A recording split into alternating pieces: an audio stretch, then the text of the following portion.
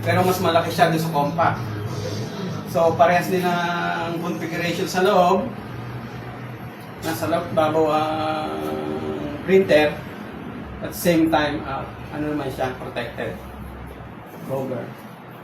So, didemo namin kung paano siya nag-operate. So, gagamit tayo ng mobile phone at saka tablet. Actually, ito naman can work also on different devices like laptop and computers. So, first, meron naman tong 7 step.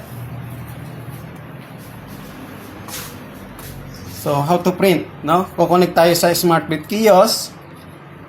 Open natin yung portal niya. Select tayo ng file. Set natin yung page range at saka